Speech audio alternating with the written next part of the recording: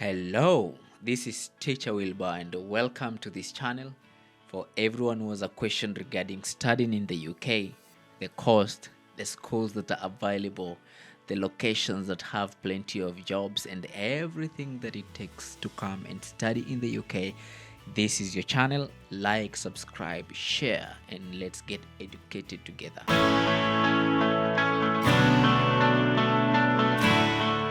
Today, we are going to cover all the steps that are necessary for one to come and be a student in the UK.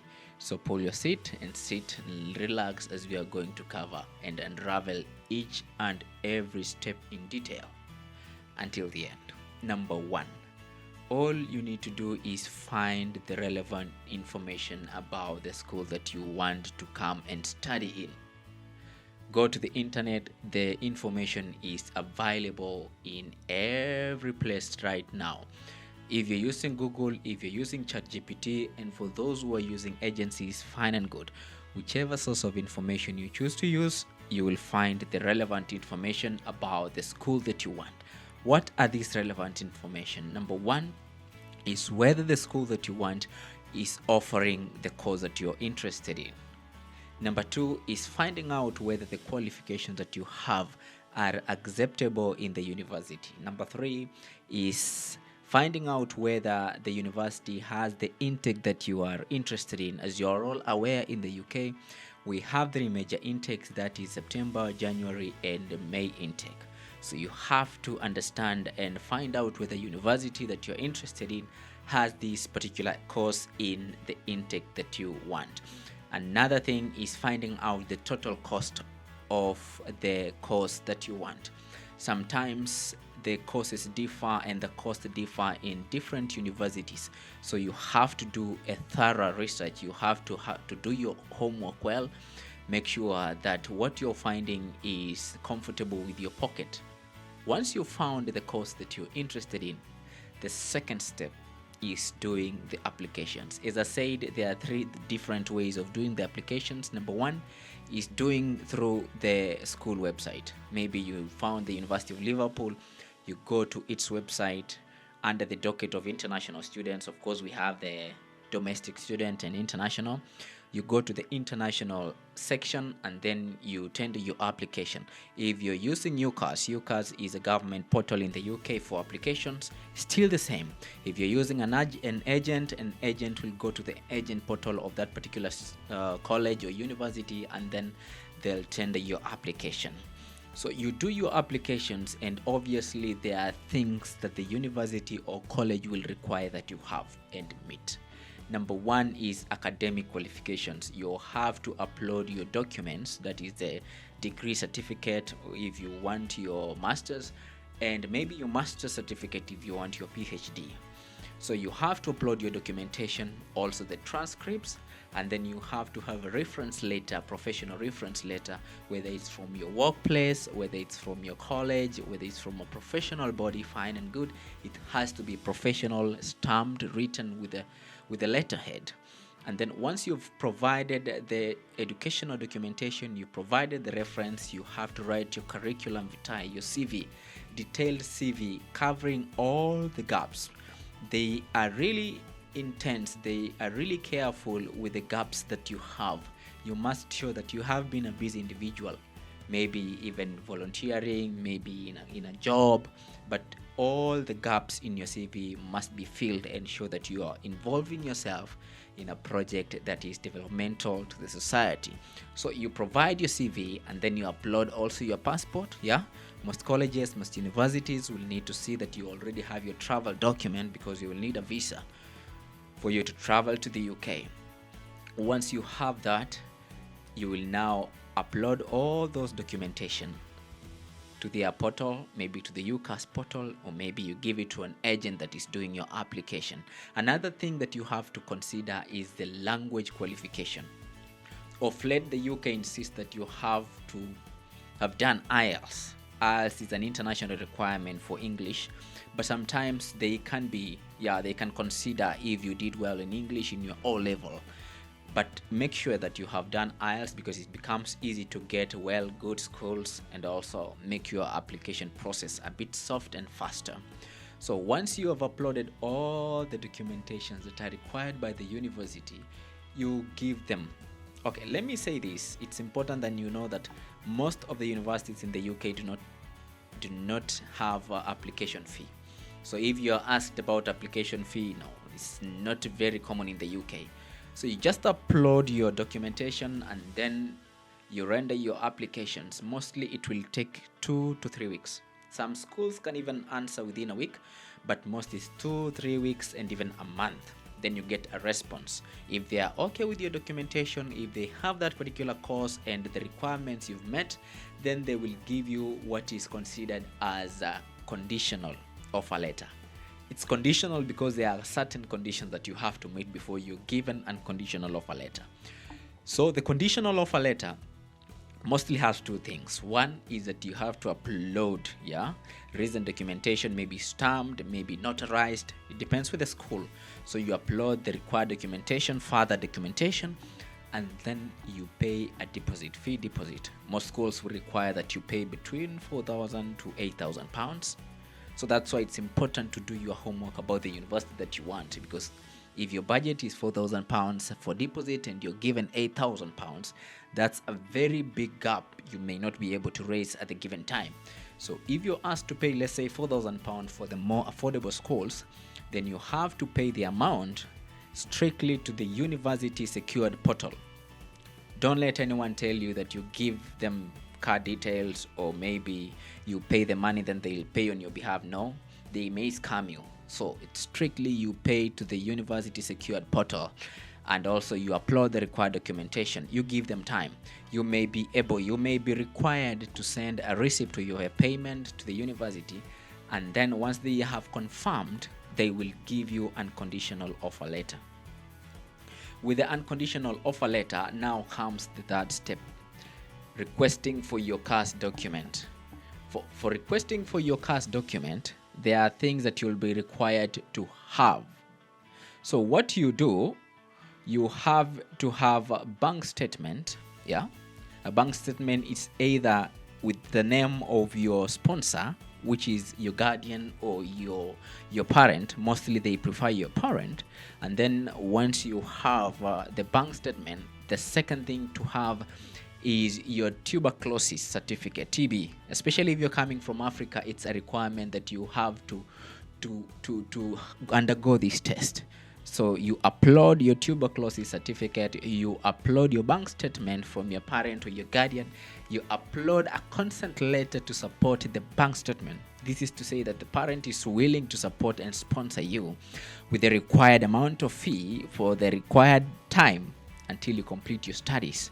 The three documentation, that is the tuberculosis, consent letter, bank statement, and also your birth certificate to show that actually the person who is sponsoring you, if it's your parent, is appearing on your birth certificate.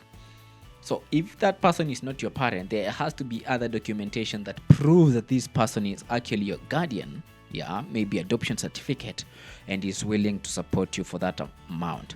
So CAS, this is confirmation of acceptance so that you can be sponsored by the school. So once you've tendered all those documentation to the school, they will then proceed to process your CAS. CAS is a permit given to you so that you can give to the embassy to say that the school is sponsoring you to come to the UK for this particular reason, which is to study for this length of time. So you wait for your CAS document. It also depends with the school. Some other schools are pretty fast. They can process the CAS document within a day, others within a week, others even a month. So it's also important. That's why sometimes it's necessary that you use an agent, because you know these kind of schools which do not delay you. But if you don't use an agent, maybe you can post in forums so that you can know the schools that are very fast in processing of CAS document. So if you have your CAS document maybe within a week, maybe within a month, fine and good. That is now the document that you're going to use while applying for your visa. So applying for your visa is your step 4. Once you have your CAS document, you apply for your visa online in the gov.uk website. student visa. It's so easy. It can take even maybe an hour. You apply for your visa, you put all the details that are in the CAS document, you put your address, your parents' address, all the details. Make sure you're truthful, because most of the time these case workers go forward and confirm the details, especially the bank statement. They revert, they send an email to the bank to confirm whether the bank statement is legit. And even in case your bank statement is not legit, you risk being banned from the UK for 10 years. So you see, this is very serious affair. Make sure you are using legit documents, both academic and financial documents. So you apply your visa, which takes an hour, and then you pay your visa fee. It's roughly $600 as we speak. And then IHS is the health insurance charge. Health insurance charge for master students, which is a 12 months course, is normally 200,000 Kenya shillings for those who are in Kenya, but it's a general denomination. It is 1,550 USD. So you pay that prior paying your visa fee. So while applying for your visa, you need a total of 2,100 USD if you're a master student. But if you're an undergraduate student, it's much more, because actually IHS, which is a health surcharge, is being charged per the years you're in the UK. So imagine if that is the amount for a master student who is in the UK for a year, how much more will you pay if you're an undergraduate student who is in the UK for 3 years? So you see the difference. It's a little bit more expensive if you're coming here to study for your bachelor's degree. Once you've paid the two charges, which is the health charge and also the visa fee, then you provide a declaration that all the information that I've given is true to my knowledge, and then you tender your visa application.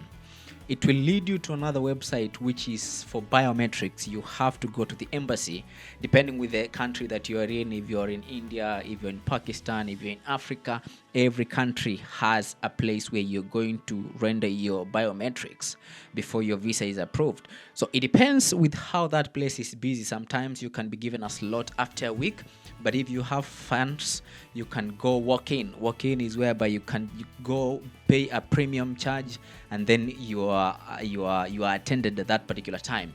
So once you've finished applying for your visa, you book for your biometrics, and then you go over there with your scanned documents, with your hard copy documents, and then they will scan your documentation. That is a bank statement, that is a birth certificate, that is a consent letter, and even sometimes they require academic documents. So once they've scanned, they will take your passport. You will not come back with your passport. I know this is different with other countries. For like US, you can know your fate at that particular time. They can tell you you've got your visa or you were not successful at this time. But for UK, you go with your passport, and then they take your passport, they take your fingerprints, and then you wait, because the visa vignette will be placed on one of the pages of the passport. So they go with your passport, and the standard time, current standard time, it changes with time. So the current standard time of processing UK visa is 15 days. Sometimes, under rare occasions, it can go beyond 15 days, but most of the time it's within a week or two. So you go home, you be patient. It depends with the service that you've subscribed to. If you are subscribed to the service that you need the passport to be brought to where you are, fine and good. If you didn't subscribe, you can go to where your fingerprints were taken, and then you pick your passport. Normally, they will send you a message, a notification to your email to say that you were successful with your visa application, so you can go and pick your passport wherever you are destined to pick it from. That is it. Once you have it, then you can set your journey, of course, with the airlines that you prefer. If you want a more expensive one, it's direct flight. If you want cheaper ones, you have to do the connecting flights. It takes a bit longer, but eventually you'll be here. Once you land here, there are things that are changing in the UK, especially at the recording of this video 2025. We no longer pick our BRP, Biometric Residence Card. We used to pick them so that we can use it to apply for jobs, for rents, for everything. But currently we use e-visas. So you will go back to your account that you used to apply for your visa, that is gov.uk, to the government account, and then you apply for your e-visa. You put your details, they will give you your code. That code, you will use it for right to rent, for right to work. Even when you fall sick, you will be hospitalized, they'll have to use that code because you will be treated free over here if you paid for health charge. Make sure you have that code as soon as you land in the UK. Within the first 2 days, you apply for your bank account. Another thing is that you have to apply for jobs having the correct CVs.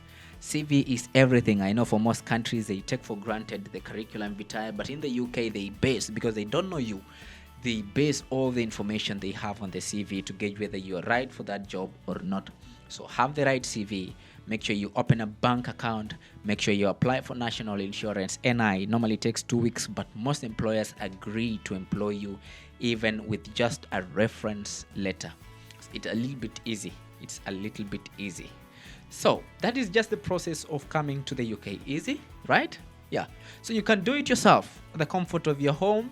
But if you prefer to get rid of the headache and get an agent to apply for you, fine and good. I'm one of the agents. This is not a marketing video, but I'm one of the agents. I can make your work swift.